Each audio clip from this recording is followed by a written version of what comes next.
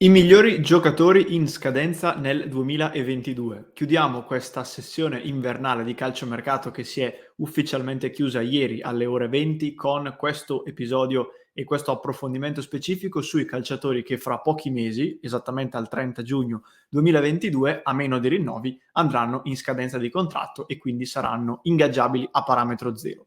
Ben ritrovati amiche e amici di Passione Inter. Non abbiamo voluto quest'oggi portare, come fanno legittimamente in tanti, contenuti sui pagelloni, le analisi, tutte cose che a livello di mercato abbiamo già fatto sia nella diretta dedicata che abbiam fatto in un formato speciale ieri sera, nella chiusura del mercato, e che continueremo a fare anche in tutti i prossimi appuntamenti. Quindi, valutazioni, pagelle anche numeriche le faremo appunto in diretta in modo da avere anche un'interazione con tutti voi. In questo episodio invece, come vi dicevo, proveremo a vedere quelli che sono i 10, perlomeno secondo noi, migliori giocatori in scadenza nel 2022. Ce ne sono tanti, quindi anche al di là di questi 10 ci sono tanti altri nomi interessanti. Noi abbiamo considerato i 10 che hanno il valore più alto di mercato secondo Transfermarkt e abbiamo considerato anche in certi casi quelli che possono essere più utili all'Inter, e lo vedrete fra poco, il motivo per cui dico questo. Quindi ce ne sono anche tanti altri che abbiamo volutamente per il momento escluso. Non abbiamo considerato chiaramente anche quelli dell'Inter, perché ci dedicheremo qualche minuto a parte in questo contenuto, e quindi vediamo ora tutti insieme quelli che sono questi 10 migliori giocatori. Prima un piccolissimo appunto, anzi prima ancora di questo appunto mi raccomando iscrivetevi al canale se ancora non l'avete fatto, così ci possiamo confrontare quotidianamente su tutti i contenuti di mercato e non solo sulla nostra Inter. Un piccolo appunto, vi dicevo, per fare un bilancio brevissimo del calciomercato interista, che ha piazzato Caicedo e Gosens in quel di gennaio e sono due colpi molto importanti. In vista di giugno, a livello di parametri zero, visto che di questo parliamo, abbiamo un Onana che è già prenotato, lo sappiamo, sarà il nuovo portiere dell'Inter, l'annuncio è atteso da oggi in poi, ufficialmente l'annuncio può arrivare. Ginter, che era un altro parametro zero che all'Inter interessava, probabilmente sfuggirà perché il Bayern Monaco comunque sembra essere attualmente molto forte su di lui. Attenzione a Dybala e a Kessie. Ne abbiamo già parlato tante volte su Kessie, abbiamo fatto un episodio anche ieri, dopo per chi ci segue su YouTube ve lo metto nelle schede. Sono due giocatori, soprattutto l'argentino, su cui l'Inter tiene molto attentamente la soglia dell'attenzione, è molto alta, e potrebbe piazzare almeno uno di questi due colpi. Tutti e due mi sembrano difficili, però magari almeno uno, ripeto, soprattutto mi viene da pensare a Dybala, potrebbe essere effettivamente un colpo interessante. Per quanto riguarda i giocatori in scadenza, appunto, quindi vi dicevo, per quanto riguarda Brozovic non lo abbiamo inserito perché al 99% rinnoverà, anche per lui è atteso solamente l'annuncio. Non abbiamo compreso gli interisti, come vi dicevo un attimo fa, e abbiamo considerato grosso modo quelli con il valore di mercato più alto e che potevano anche mixarsi bene con la rosa interista. Partiamo quindi con questo viaggio all'interno dei 10 migliori giocatori in scadenza. Partirò dall'ultimo, quello che ha quindi il valore più basso fra questi 10, e poi piano piano andremo ad avvicinarci alla vetta di questa speciale classifica. L'ultimo, e fa anche impressione dirlo, visto il giocatore di cui stiamo parlando, è Angel Di Maria. Angel Di Maria, giocatore in scadenza appunto in quel di giugno, ci è stato accostato qualche settimana fa, non mi ricordo quale quotidiano lo aveva accostato all'Inter, e ce ne avevate chiesto notizia anche voi nei vari nostri contenuti. Noi abbiamo sempre detto che almeno io parlo per me, mi sapeva tanto di suggestione, un giocatore che peraltro anche anni fa era stato accostato all'Inter, vi ricorderete l'anno di Sabatini, che era, se non erro, il primo anno di Suning, che poi chiaramente non arrivò. Un giocatore che è fortissimo. Io penso che un appassionato di calcio non possa non apprezzare un giocatore come Di Maria, ma non mi sembra il profilo giusto né tatticamente, ma soprattutto economicamente per questa Inter. Quindi l'abbiamo compreso, vista anche l'accostamento recente, ma non mi sembra esattamente un giocatore tagliato per questa Inter. Proseguiamo e andiamo su Matthias Ginter. Matthias Ginter, dicevamo, è un altro dei nomi di cui si è parlato di più. Sembrava essere effettivamente anche abbastanza vicino nelle scorse settimane. In realtà il Bayern Monaco sembra aver accelerato su di lui, anche perché il Bayern Monaco ha un altro giocatore in scadenza che vedremo fra poco e che al 99% perderà, per non dire al 100%, e quindi Ginter potrebbe essere il perfetto sostituto. L'Inter per il momento, peraltro, in difesa si sta muovendo soprattutto su Bremer, che è un giocatore che continua a considerare una priorità, soprattutto in caso di addio di De Vrij. Ginter dovrebbe essere quindi un parametro zero che l'Inter alla fine deciderà di lasciare. Così come un altro giocatore che è stato accostato all'Inter e non solo negli scorsi anni è stato Andrea Belotti. Andrea Belotti di cui purtroppo secondo me il treno e diciamo che l'espressione della fotografia scelta nel nostro articolo calza perfettamente, perché purtroppo il treno delle big per il Gallo Belotti secondo me è passato qualche anno fa quando aveva fatto quelle 2 stagioni, una in particolare molto positiva, e che però lo avevano ingabbiato al Torino a fronte di una valutazione da parte di Urbano Cairo enorme, improponibile, 100 milioni di euro. Lo stesso Cairo che secondo me ad oggi si sta mangiando ancora le mani, perché visto poi l'epilogo della vicenda Belotti che lascerà il Toro a parametro zero, su di lui si parla addirittura del Toronto di Lorenzo Insigne, quindi vedete che poi molto probabilmente andrà anche in un campionato particolare, non esattamente fra i principali. Mi immagino Urbano Cairo che attualmente può pensare, se avesse abbassato anche solo di 30 milioni la valutazione che facevo, sarei attualmente pieno di soldi, o comunque lo sarei stato allora e avrei potuto reinvestire meglio sul Torino. Poi appunto gli eventi sono andati diversamente, attualmente Belotti è vicino all'addio a parametro zero e come dicevo difficilmente andrà in una big italiana o straniera che sia. Chiuso il capitolo Belotti, proseguiamo e andiamo su un nome molto interessante. Qui mi si sono svelati purtroppo anche gli altri. Andreas Christensen, altro giocatore accostato all'Inter diverse settimane fa, se ne parlava come possibile, anzi diversi mesi fa, se ne parlava come possibile sostituto di Skriniar, quando qualcuno parlava di un possibile addio dello slovacco. Oggi la pista è evidentemente molto più fredda, visto che Skriniar è ormai un pilastro di questa Inter, Bastoni lo è ugualmente.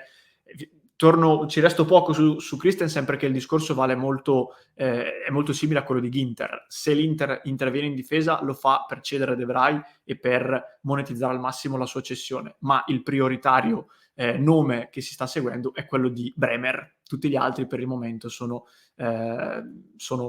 esterni, diciamo, ai radar nerazzurri. Altro difensore, e questo è il riferimento che facevo prima, è poi Niklas Süle, giocatore del Bayern Monaco, classe 96. E io, quando se ne parlava anche in chat tante volte, molti di voi nelle varie dirette ce l'hanno chiesto, io non avevo contezza del fatto che fosse un classe 96, quindi è ancora un giocatore molto giovane. Il direttore generale del Bayern Monaco, Oliver Kahn, ha annunciato che di fatto il rinnovo gli è stato proposto, lui ha voluto rifiutare e quindi lascerà il Bayern Monaco a parametro zero. Secondo me chiunque lo prenda, e si parla in questo caso del Barcellona come club più caldo, secondo me fa un colpaccio, visto il tipo di giocatore e l'età.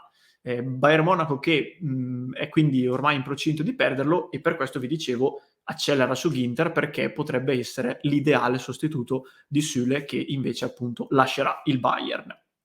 Rimaniamo nell'ambito dei difensori perché, e rimaniamo anche in casa Chelsea, perché anche Antonio Rudiger, un altro giocatore accostato al Bayern Monaco non a caso, è in scadenza di contratto. Il Chelsea ha questa situazione molto particolare, con diversi giocatori in scadenza, se non erro, non vorrei sbagliare, ma anche Azpilicueta e Thiago Silva sono in scadenza. Adesso vado molto a memoria, in ogni caso il Chelsea ha delle questioni da risolvere. Rudiger, anche lui è considerato in Germania uno dei perfetti sostituti di Niklas Süle, quindi vedremo se alla fine la dirigenza bavarese andrà su di lui o andrà su Ginter o magari su qualcun altro. Mi fa un po' sorridere, qui mi tolgo un piccolo sassolino dalla scarpa, mi fa un po' sorridere che quando Rudiger era alla Roma, io ricordo che tanti lo definivano un pippone, lo definivano scarso. Ogni tanto era stato accostato anche all'Inter, a me piaceva molto, e anche perché è un giocatore che alla Roma con Spalletti ha fatto, quando giocavano con la difesa a 3, Spalletti faceva una sorta di difesa a 3,5, quindi lui faceva il centrale, il braccetto di destra, ma sapeva allargarsi anche a terzino, e al Chelsea è migliorato ulteriormente. Secondo me resta un ottimo profilo, nonostante in tanti lo considerino scarso. In ogni caso vedremo se anche lui andrà al Bayern Monaco o se andrà da qualche altra parte. Veniamo poi ai nomi più caldi in casa Inter, i primi due. di cui abbiamo parlato anche ad inizio episodio. Il primo è Frank Kessie, è un giocatore che il Milan rischia di perdere ancora una volta a parametro zero, dopo aver già perso Donnarumma e Çalhanoğlu. Il rinnovo è molto lontano, anche di Kessie abbiamo parlato e vi lascio nelle schede, per chi ci sta seguendo da YouTube, l'episodio specifico. Il Milan ha ricevuto da Kessie una richiesta molto alta, si parla di circa 8 milioni netti, e quindi per quanto io non condivida questo fatto di far partire così facilmente il giocatore a parametro zero, capisco che il Milan non voglia soddisfare delle richieste così importanti. Il problema è che il rischio appunto è quello di perdere Kessie, ci sono tanti club su di lui, il Barcellona è l'ultimo che gli è stato accostato, settimane fa si parlava anche del Paris Saint-Germain, l'Inter continua a tenere gli occhi su di lui. Per il momento io l'Inter la definirei alla finestra, come si suol dire, e quindi solo in attesa, ma non una pista particolarmente calda sull'ivoriano del Milan, pista che invece secondo me si scalda sempre più su Paulo Dybala, che è il prossimo nome di cui andiamo a parlare, e questo secondo me, se mi chiedeste il nome di un parametro zero su cui ti giocheresti l'Euro per l'Inter, ad eccezione di Onana che ha già preso, io vi direi sicuramente Dybala, che poi magari rimane alla Juve, però se dovessi individuarvene uno farei fatica a non dirvi Dybala, giocatore che negli ultimi 2 anni purtroppo ha fatto abbastanza male, ed è questo il motivo per cui la Juve, secondo me anche giustamente, non vuole dargli i 10 milioni circa che lui sembrava chiedere. Adesso poi la Juve ha comprato Vlahovic, ha speso tanti soldi, viene abbastanza automatico pensare che l'addio di Dybala sia inevitabile, perché comunque la bilancia pende molto dal lato delle spese e quindi bisogna equilibrare un po' lato cessioni. Risparmiare l'ingaggio molto alto di Dybala potrebbe essere una soluzione. In queste ultimissime ore però vi segnalo che si parla di una dirigenza juventina che, nella figura di Arrivabene, sarebbe pronto a fare un'altra proposta di Dybala, chiaramente, ripeto, non sulle cifre che chiede lui, e potrebbe essere la proposta finale del tipo prendere o lasciare, e quindi molto dipenderà dall'argentino, che è sia molto legato all'ambiente juventino che molto legato a Beppe Marotta. Quindi secondo me qui la partita è totalmente aperta, detto che su di lui c'è anche il Manchester City, e quindi occhio, perché poi magari tra i due litiganti il terzo gode, come si suol dire, e rimaniamo tutti col cerino in mano. Veniamo poi agli ultimi due, che non sono profili, ve lo dico subito, collegabili all'Inter, ma sono quelli più importanti, più costosi. Il primo, guarda caso, si parla in maniera laterale ancora di Juve, è Paul Pogba, altro giocatore di enorme valore che al Manchester United non è riuscito ad ambientarsi totalmente, nonostante per lui rappresentasse di fatto un ritorno a casa. Il Real Madrid e il Paris Saint-Germain sono molto forti su di lui, la Juve viene data anche qui, anche lei alla finestra. Io penso che Pogba potesse tornare alla Juve, tornerebbe di corsa perché si è trovato molto bene.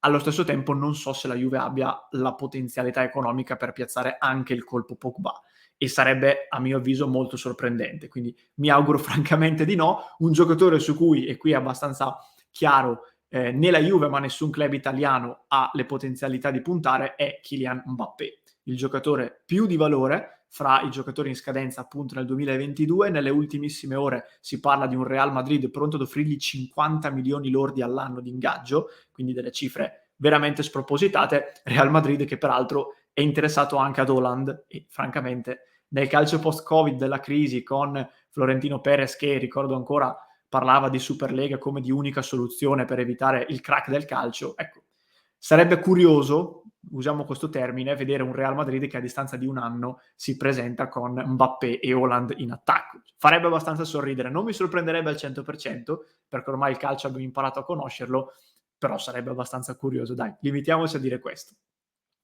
Questi quindi, ragazzi, erano i 10 calciatori più di valore che andranno in scadenza appunto a giugno. Vi dico brevissimamente anche quelli che sono in scadenza per l'Inter, che sono Brozovic, che però come vi dicevo al 99% rinnoverà, Andanovic, Cordaz, Ranocchia, Vesino, Perisic, e ho aggiunto anche Caicedo, visto che è un prestito. Questi sono i giocatori che nel 2022 ai quali scadrà il contratto con l'Inter. Per alcuni, lo sapete, si sta cercando di rinnovare, per altri è più complicato. In ogni caso, questi sono. Fatemi sapere allora nei commenti che cosa ne pensate. Oggi vi chiedo una cosa particolare. Se siete arrivati fino a questo punto, ovviamente vi ringrazio, vi invito ancora una volta ad iscrivervi al canale, lasciatemi l'emoji del numero del giocatore che voi andreste a prendere. Ne abbiamo parlato di 10 giocatori. Vi piace, che ne so, il sesto di cui abbiamo parlato, lasciatemi l'emoji del 6. Vi piace il terzo, lasciatemi l'emoji del terzo e fatemi sapere in questo modo su chi andreste a puntare. È ovvio che tutti noi vorremmo Pogba e Mbappé. È un pochino complicato, quindi considerate anche questo. Vi ringrazio quindi per essere arrivati fino a qui. Vi ricordo che se volete supportare il nostro progetto potete farlo utilizzando gli abbonamenti o su www.passioneinter.club oppure direttamente sul canale YouTube di Passione Inter. Un grande supporto potete darcelo, però anche seguendoci tutti i giorni con i nostri contenuti, gli episodi, le dirette su YouTube e su Twitch a partire dalle 19:30.